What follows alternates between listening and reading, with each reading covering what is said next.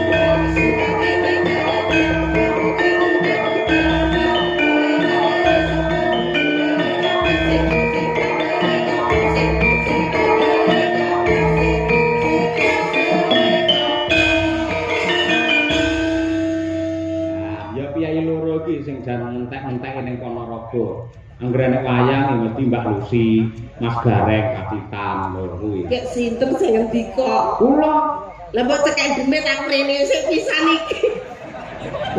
Ukuran dadak cekek demit lho. Lah wis sumpah Mas ajeng jumlah alhamdulillah lho. Mbok lek rambah dari atau nggih nembe niki kula. Ampun Pak kula mencelok mriku. Nun sewu. Nggih. Mboten kok kula umum mboten nggih. Nggih.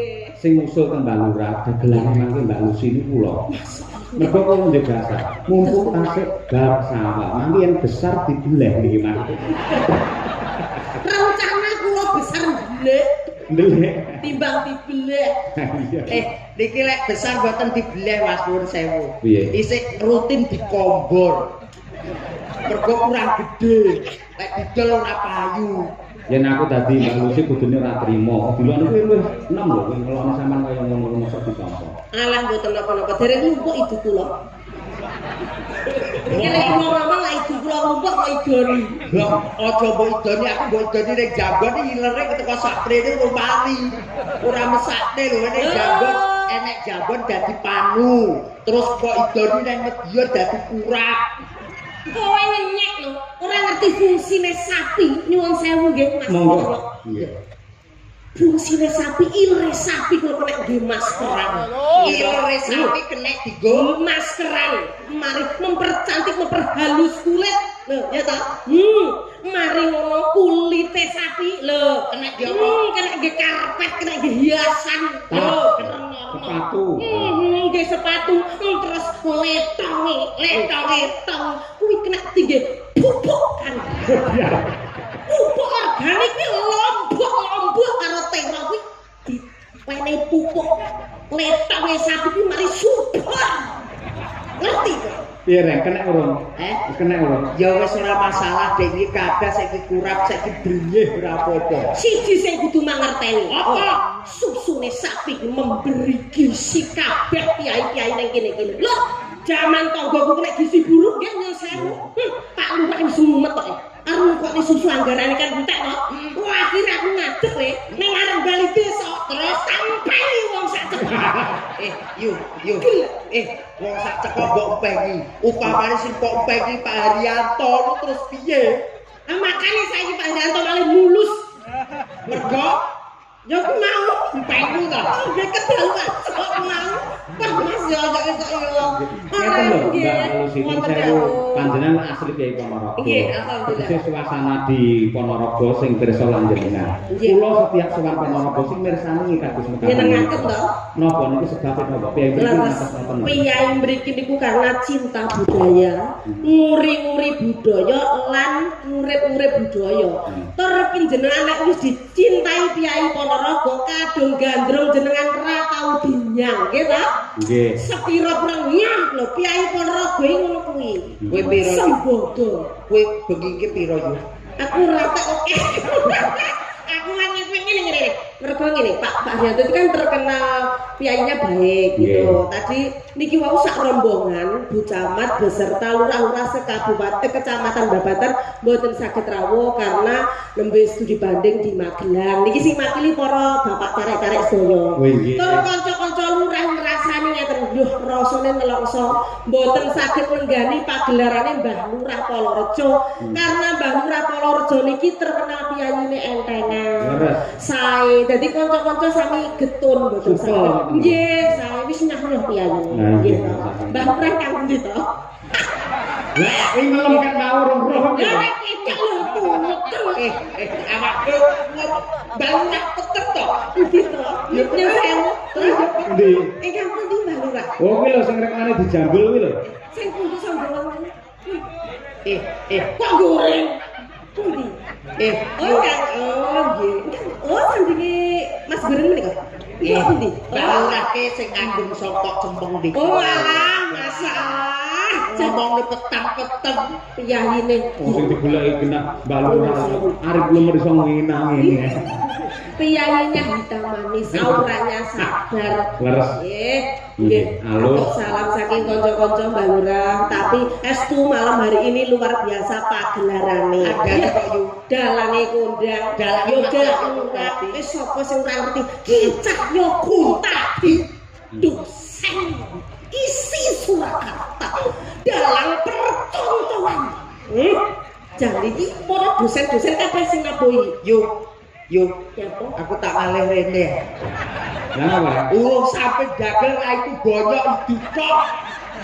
Iki Lho, kuwi saka semangate Mbak Usi kok ya. lho semangat apa semangat iki sidan apa Wosowo? Lho kok akhir ngomong kok nyembur kancane. Kowe ora ngerti sinden kuwi ya. Aurane sinden. Sinden kambune wangi. Ora iki mendung. Sinden gak ambune wangi-wangi. Lho, oh abah wis sinden kuwi mengandung emas batangan. Otak nae kelak-kelak dadi emas setengah gram rata. Aku ora dadi mas batangan kok yu. Lah apa? Aku bar mangan bakso. Ora dadi batangan kok. Nggih, Mbak Lucy, kalian Mas Gareng. Hajatipun bersih desa. Bersih desa. Nggih, wonten Nawala niki. Assalamualaikum warahmatullahi wabarakatuh. Waalaikumsalam warahmatullahi wabarakatuh. Saking keluarga besar KUD Sukamaju, saking laladan Sukorejo Ponorogo, menika klebet Pak Karsono wau, nggih. Kagem Pak Dalang Cahya nyuwun gending caping gunung kalian ninggal katresnan. Nggih jawab. Gending menika kagem sedaya pamirsa sugeng mirsani wayang kulit sedalu natas bersama Dalang Ki Cahya tadi sampun kesupen benjang tanggal 25 April mirsani wonten Desa Kedung Banteng. Matur nuwun saking KUD Sukamaju tertanda Bapak Haji Karsono SP. Nggih. Ugi wonten melih. Assalamualaikum warahmatullahi wabarakatuh. Waalaikumsalam. Pak Dalang kula Mbah Untung sing mbau reksa apa nggih? Gogo Kalang nggih. Gogo Kalang Timur. Kula nyuwun lagu Kembang Rawe. Lagu niki mangke kula aturaken sederek Anggi sing dodol Cemoy. Nah nggih. Kalih sederek Suprih sing dodol Cemoy. Nggih. Di warung-warung ya do dikirimi lagu. Nggih. Ugi menika malih setunggal saking Mbah Wotahid mantan kami tua Dukuh Polorejo Krajan.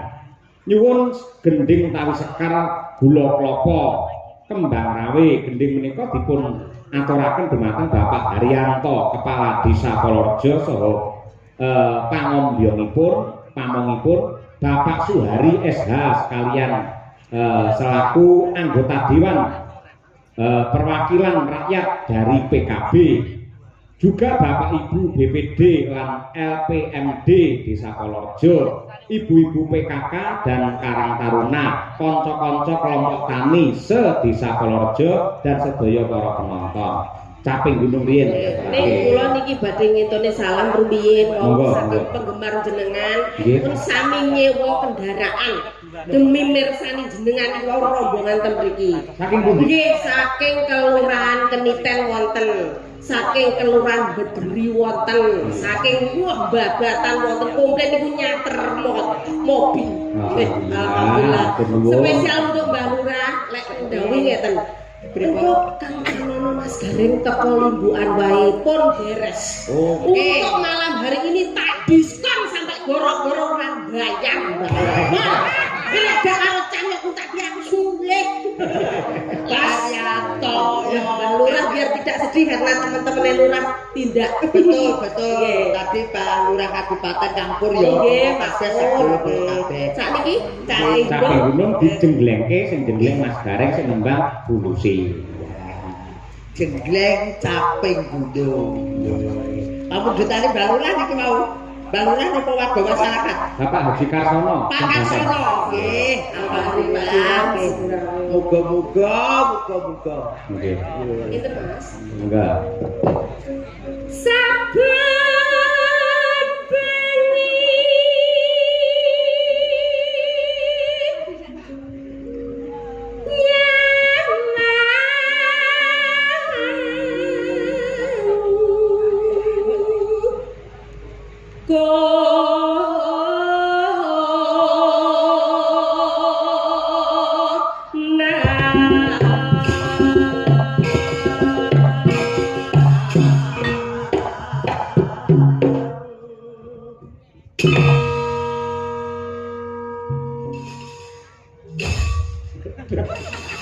Rumah Mas Legori. Lah jenggleng kaya ngono, jenggleng Mbah Lurah yo semangat. Ya wong ki lek kan wong lanang iki ya lek gedeng ya aja nemen-nemen. Lek wis ki ya ora sah ngene. Lope wis bae kok ngene. Sosok wong wedok iki gedhe karo lanang yo ngono. Mosok lek wis bar ya ngene ngono. Beda lek bojoku. Piye? Oh bojoku lek bar ora ngene ngono. Piye?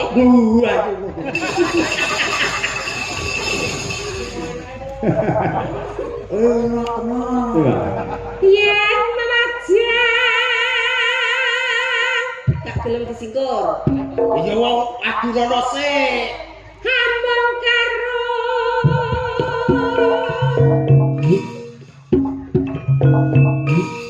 Janar kuning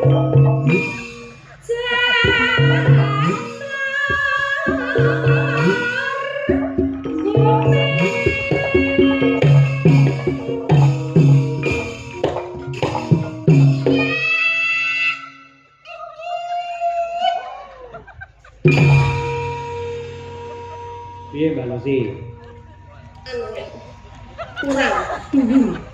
kurang dulu biasanya niku gareng pacitan kan tiangnya kan bro pesisir pantai jadi energik orangnya biasanya niku gabrol ten wong barang sapa apa nek kalau rejo bayar larang-larang kur ngumbule terus kamu iya kur ping pindho iya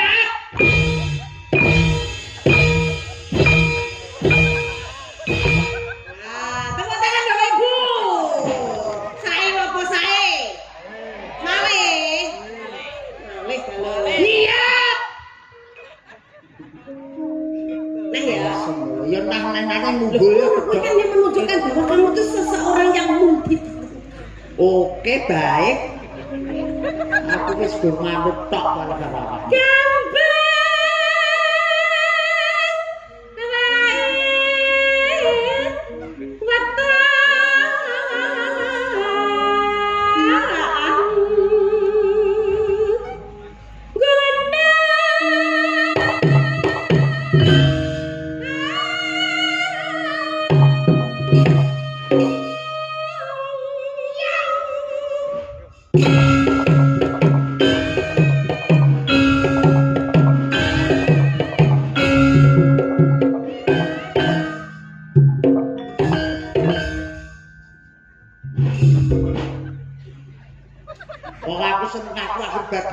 Ya terus buka lawang hidup. Kok mbok barane ono bar-barane? Ya bojomu teko. Loh, ning panggung iki nek bojo-bojoan ning panggung iki kita milik umum. Milik umum saiki kok apike kok mulih aku ditojok bojomu. Kalau di panggung itu harus profesional kerja. Contoh, Mas Cahyo pun tadi kan garwane Bu Kesi. Loh, kalau di atas panggung Mas Cahyo milik umum. Milik kabeh sing mirsani. Ngono tenan. Iya. Oke, baik. Itu malah ngedek beneran demok sampe demok sesuk enek dagelan ndak sih. Wong lanang bingunge adoh jarene kudu sing totalitas nek cedhek mbok irani ndasku aku mulai nggawa ndas apa? Ya nyilih sirah tanggane. Kan yang duwe sirah liyane. Aku ngomong ngono. Yo.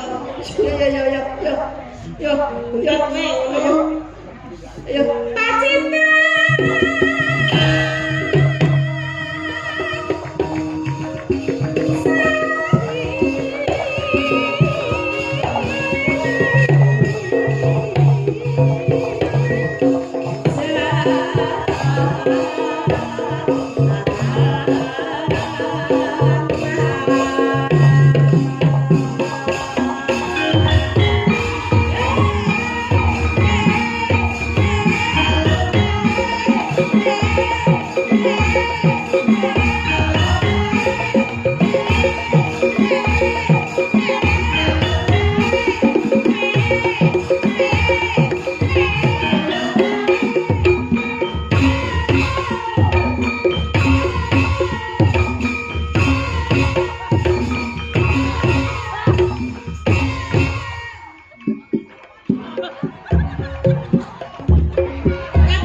Iya, Rek.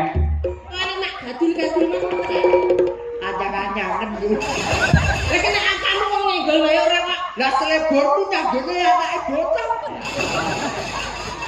Wong iki kudu energi lho, sampeyan iki sik enom. Nah, lincah. Ora dadi kan imbal-imbalan. Aku lek duwe bojo kaya sampeyan energi, sing wedok ya kudu energi.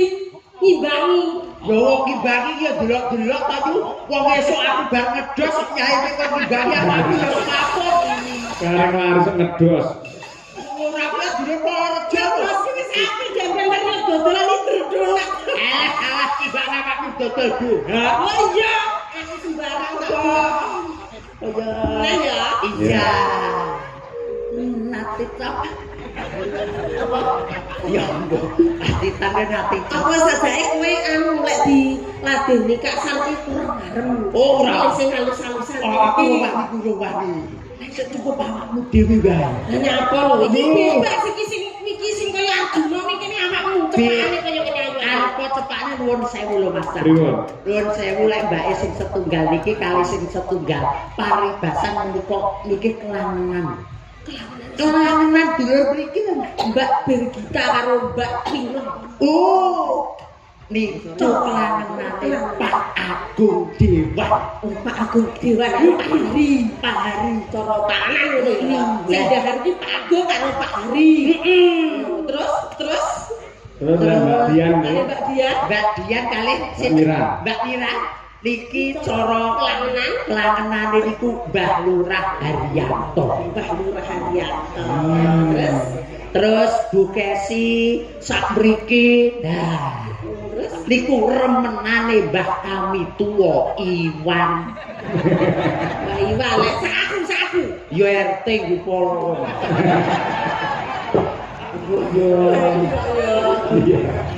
Iya. Panas.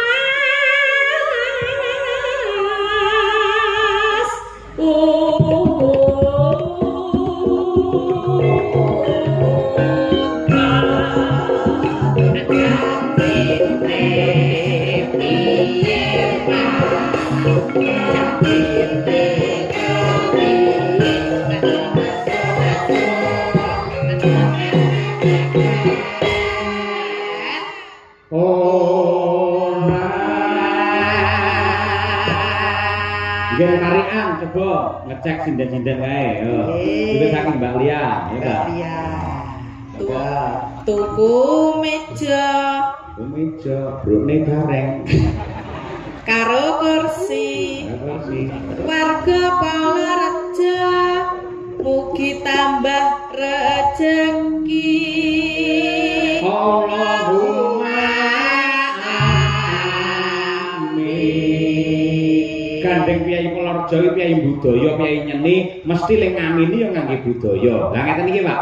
Allahumma amin. Kersa nggih, Pak nggih? Sing kersa kula dongake putra putrine saleh salehah. Amin. Monggo. 1, 2, 3. Allahumma amin. Mangke mulai. Yo, selanjutnya Bu Triastuti. Ya. Mangan sego lawe tempe Kowe enak iku Mas. Ojo alun-alun jos. Mugi-mugi warga Purworejo tansah sehat awake. Allahumma amin. Hebat Mbak Tuti lagi solekah. Aneh-aneh. Selanjutnya Bu Gesi, Ibu. Pak Kaji Bejo Pak Kaji Bejo sampai tindak neng Mekah. Mugi-mugi warga Purworejo gesangipun berkah lan barokah. Penonton Allahumma amin. Mbak Mira, yuk. Ono Mbah Arjo Mbak Arjo, tindak Surabaya. Tindak Surabaya. Mugi warga Purworejo tansah bagya mulya. Penonton Allahumma amin. ya, Mbak Dian Munasira. Tuku betok Iki magister seni kok iso malah kucluk iki lho. Mungkin ada gendari kaya ngono gamelane ya kaya ngono apike. Ketoke kelinglingan awake dhewe iki dadine suarane griut. Sik, contone sik Mir, sepira Mir? Buku beton kan. Lah, tuku betok nah semono kuwi. Bir contone Bir, ayo Bir. Nah. tuku betok Dian, ya. tuku betok yantemi kowe. Gua gamelan dhewe. Kowe solusi kok berbotok. Kok nesu to? Ora nesu kok mendem. Wah. Ayo. Kurang gede, Pak. Kurang gede. Kurang gede. Enggak. Tuku betok. Kok ki piye? Anumu ki padakno karo iki lho, Nduk. Anumu ki padakno karo kono. Namun. Tuku betok Dikeprone ganteng. Ayo. karo mangan marem-marem. Jos. Pak Herianto. Mugi-mugi sehat ayem tentrem. Allahumma Ape. Ngapunten para lenggah pancen sinden Dian iki obate keri dadi ya.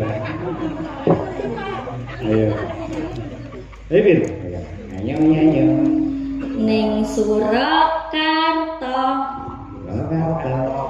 tumbas maem pete. Pak Haryanto kula nyuwun sawerane. Allahumma amin.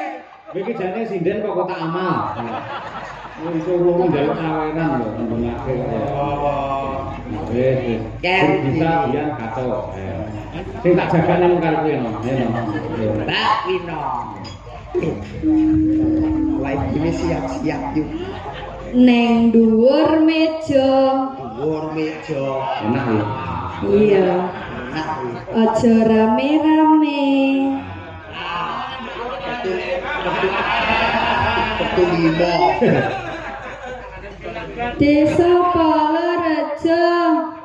Muga-muga wargane kathah rejekine, sehat awake, tentrem batine, ayem tentrem sakeluargane, lunas utange, sedaya mlampah sejatine asik. Kowe golek ngomong terus tak lalu cempolo lho. Kebawan. Kok iki wong gawe parikan apa deklamasi? Kaya Balosi kalian boten. bagusi ya.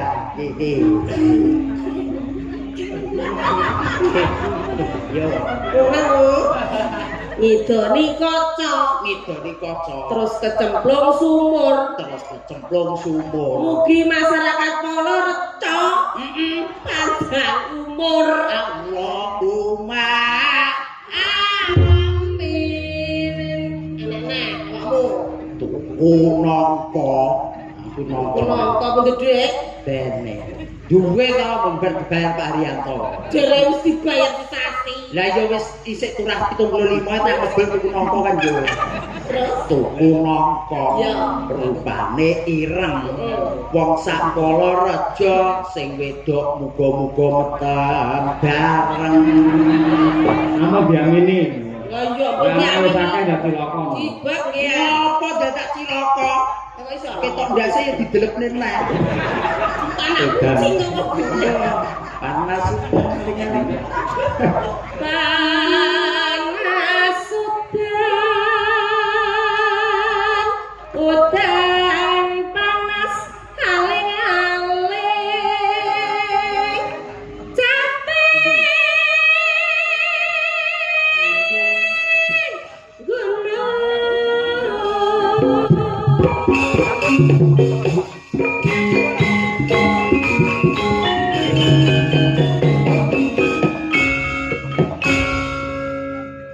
Lanjut, Mbak.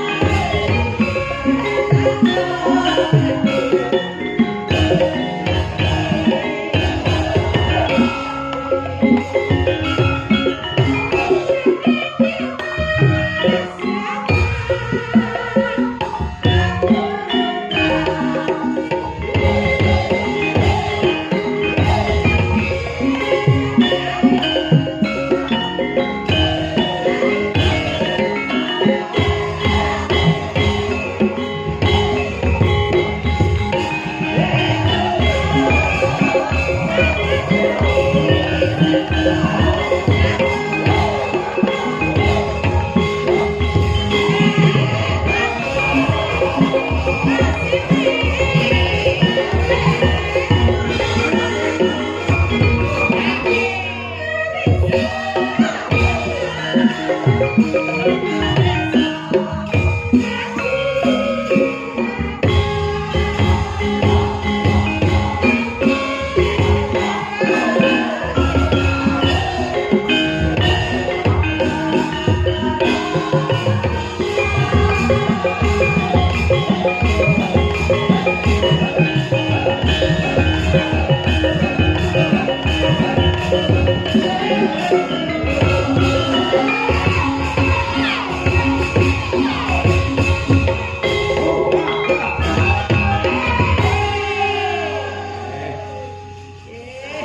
sembah nuwun. Bagus, bagus. Kompak rancak semangat.